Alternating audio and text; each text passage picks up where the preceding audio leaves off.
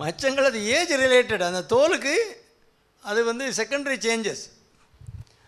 சின்ன பிள்ளைல இல்லாமல் இருக்கும், ஏஜ் வர வர வரும். அந்த எனக்கு இந்த கழுத்தில் அப்படி தொங்குற மாதிரி சின்னதாக வரும். சில மச்சங்கள் அங்கங்கே வரும். இந்த முகத்தில் புதுசாக இப்போ ஒரு 3 மாதமாக எனக்கு இருக்குது.